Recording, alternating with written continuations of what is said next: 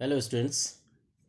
देखिए, ये जो है मैं बता रहा हूँ नेक्स्ट एक्सरसाइज का पहले इंट्रोडक्शन दे दूँ मैं 14.10 का।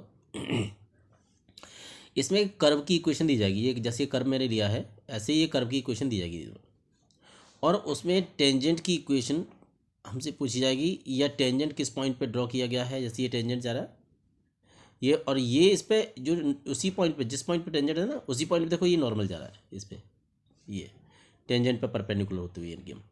तो या तो इसकी इक्वेशन पूछी जाएगी नॉर्मल की, या टेंजेंट की इक्वेशन पूछी जाएगी जो जी, या ये पॉइंट पूछा जाएगा, ठीक है, या स्लोप पूछा जाएगा। स्लोप का मतलब होता है झुकाव जो है इसके। तो इनके हम जो कैसे कैसे निकाल सकते हैं वो देखिए जरा। तो मैंने लिखा सबसे पहले let Y equals to F X be a continuous function. Continuous curve है, कंटिन्यूस का मतलब कहीं पे ब्रेक नहीं है। तो let P X one Y one be the point on it, और पी ये मैंने ले लिया एक्स वन बाई वन, इस पर कोई पॉइंट ले लिया ये, राइट। अब क्या, slope of the tangent at P. Slope मतलब कि D Y over D x जो डिफरेंशियल हम करते हैं उसको हम जो है स्लोप कहते हैं कि अब पर्टिकुलर पॉइंट कौन से पॉइंट पे उसको यहाँ शो कर देते हैं हम। तो slope of the tangent at P हम देखेंगे ये टेंजेंट ने यहाँ बाई की पॉजिटिव डायरेक्शन के साथ में जो एंगल बनाया उसको और ले लेते हैं। इस अगर एंगल दे रखा है तो इसके थ्रू भी हम जो है स्लोप निकाल सकते हैं। देखिए थीटा दे रखा है तो टेन थीटा लगा देते हैं, तो इससे इसका स्लोप भी आ जाता है, ठीक है। तो देखिए अब मैंने क्या देखा कि ये जो है ये भी स्लोप है ये भी स्लोप है, तो हम जो है D Y upon D X से निकालें या टेन थीटा की हेल्प से निकालें। अगर इक्वेशन मतलब कि दे रखी है कर्व की और पॉइंट दे रखा है तो हम जो D Y upon D X उस पॉइंट को पी को पुट करके हम जो निकाल सकते हैं, या एंगल दे रखा है तो टेन थीटा की हेल्प से निकाल सकते हैं। उसको मैंने M1 से डिनोट कर दिया, ठीक। तो अब क्या है, if the tangent is parallel to X axis, अगर टेंजेंट पैरेलल है एक्स एक्सिस के तो D Y over D X की वैल्यू जीरो हो जाती है, मतलब स्लोप क्या हो जाता है, जीरो हो जाता है। अगर टेंजेंट पैरेलल है बाई एक्सिस के तो D X upon D Y, ध्यान रखें, D X upon D Y की वैल्यू जीरो हो जाती है, मतलब one upon tan theta equals to zero हो जाता है, ठीक। One upon tan theta equals to zero हो जाता है, राइट। ओके, अब देखिए, तो अब इसमें एक ये यहाँ पे स्लोप ऑफ नॉर्मल अगर हमें निकालना है तो minus one upon slope of the tangent at P, मतलब जो पॉइंट दे रखा है उस पर हम ले लेते हैं। इसको मान लीजिए मैंने M2 से डिनोट कर दिया, तो M1 और M2 दोनों का अगर मल्टीप्लाई कर दें तो माइनस वन आता है। मतलब क्या होता है कि टेंजेंट और नॉर्मल परपेंडिकुलर होते हैं, ठीक।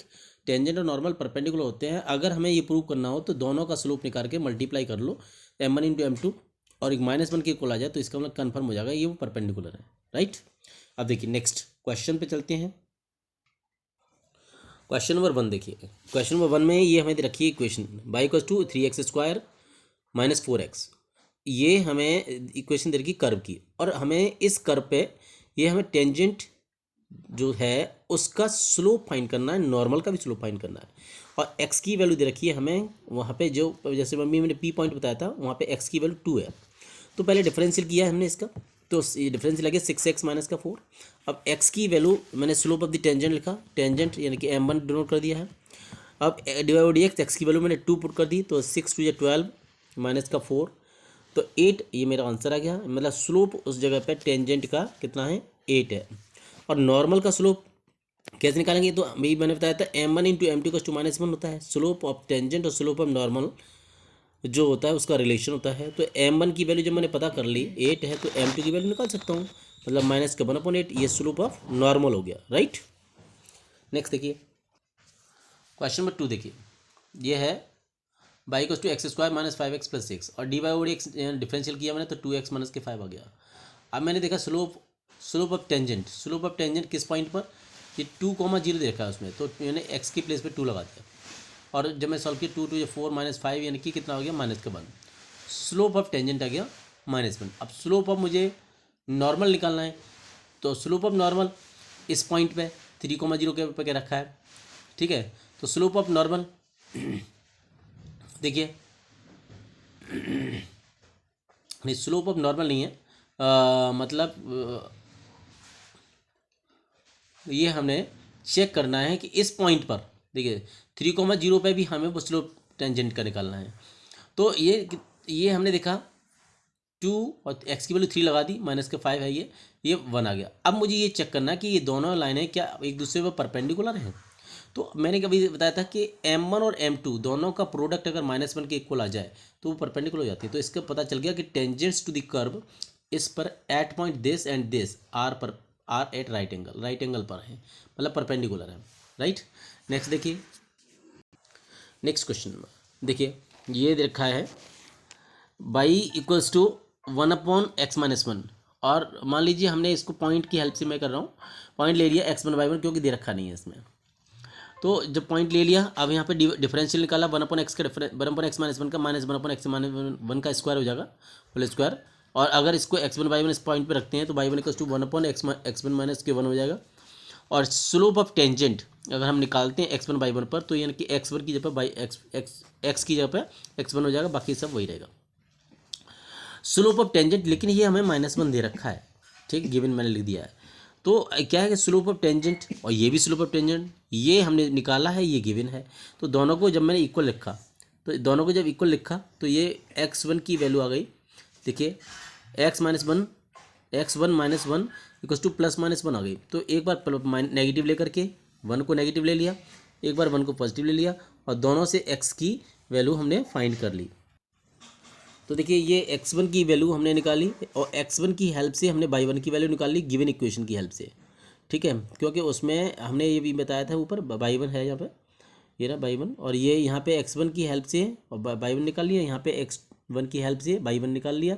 तो 2 पॉइंट आ जाएंगे, 0, -1 और ये 2, 1, ठीक। जाइए next, equation of line passing through 0, -1। Formula होता है हमारे पास में y - y1 = mx - x1। m का मतलब स्लोप होता है यहाँ पे। अगर नॉर्मल है तो नॉर्मल का स्लोप लगा दो, टेंजेंट है तो टेंजेंट का स्लोप लगा दो, जिस किसी का भी स्लोप है उसको यहाँ लगा देते हैं। x1/1 यानी किस पॉइंट से पास हो रही है वो, मतलब किस पॉइंट पे वो ड्रॉ की गई है। तो y - y1 = m की वैल्यू लगा दी, x - x1 लगा दिया मैंने, देखिए यहाँ से, ठीक।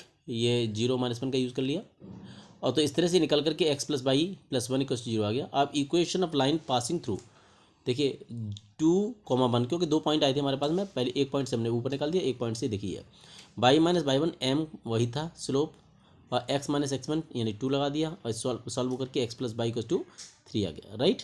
नेक्स्ट देखिए, ये क्वेश्चन नंबर ये है 5 का फर्स्ट पार्ट ले रहा हूँ।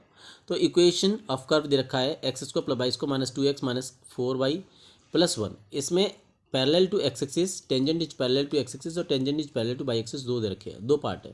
तो ये पहले फर्स्ट पार्ट कर रहा हूँ, tangent is parallel to x axis. तो डिफरेंशियल कर दिया मैंने, डिफरेंशियल करके देखिए x² का 2x हो गया, y² का 2y हो गया, और y का करा तो y डैश कह दिया, मतलब y डैश का मतलब भी dy/dx होता है। 2x का 2 हो गया, 4y का 4y' हो गया, और इसका 0 हो जाएगा। तो यहाँ से मैंने देखा y डैश मैंने दोनों से कॉमन ले लिया, y - 2 बचेगा, और ये उधर ले गया 1 - x हो गया। तो इस तरह से dy/dx कहिए, ये y डैश कहिए, उसकी वैल्यू आ गई 1 - x/y - 2। अब मैंने इस पॉइंट पे x1/1 मैंने इसमें पुट कर दिया, x1 x के x1 y की जगह y1 पुट कर दिया, देखिए मैंने लिख रहा हूँ यहाँ पे x1/1। तो ये इस तरह से हमारा स्लोप आ गया x1/1 पर, कितना आ गया 1 - x1/y1 - 2। अब कह रखा है tangent is parallel to x axis, tangent is parallel to x axis का मतलब क्या होता है, dy/dx 0 के बराबर हो जाता है डिफरेंशियल, ठीक है, स्लोप 0 के इक्वल हो जाता है। तो इसका मतलब हमने देखा, इसको रख दिया इसकी वैल्यू क्या थी 1 - x1/y1 - 2, इसको 0 के इक्वल रख दिया, यहाँ से सॉल्व होकर के x1 की वैल्यू आ गई हमारे पास में, राइट। अब देखिए नेक्स्ट, अब यहाँ पे देखिए हमने ये x1 की वैल्यू फाइंड आउट कर ली। अब at the point x1/1 the given equation becomes, हमने एक जो गिवन इक्वेशन थी उसमें x की जब x1, y की जब y1 पुट कर दिया, और x1 की वैल्यू हमारे पास में आ गई थी, तो हमने x1 के प्लेस पे लगा दिए 2। ये देखिए 2 माइनस का है, और +1 और माइनस ये +1 2 हो जाएंगे, तो 2 से 2 कैंसिल हो गया। और इस तरह से हमने y1² - 4y1 था, y1 कॉमन ले लिया, y1 - 4 बचा 0। तो इस तरह से हमारे पास में ये पॉइंट निकल के आगे देखिए जरा, y1 की वैल्यू 0, y1 की वैल्यू 4 आ गई। तो रिक्वायर्ड पॉइंट क्या हो गए, एक तो हो गए 1 1, x1 की वैल्यू 1 आई है, 1, 0 और 1, 4, ये रिक्वायर्ड पॉइंट्स हो गए हमारे पास में, ठीक। अब देखिए टेंजेंट को क्या रखा है, सेकंड पार्ट में पैरेलल टू y एक्सिस का रखा है। तो पैरेलल टू y एक्सिस का मतलब होता है dy/dx की वैल्यू इन्फिनिटी करो, या dx/dy = 0 करो। तो dx/dy, जो dy/dx था उसको उल्टा करके लिख दिया मैंने, तो y1 - 2 / 1 - x1 = 0। तो ये नीचे वाला पार्ट तो 0 में चला जाएगा, y1 की वैल्यू कितनी आ जाएगी 2।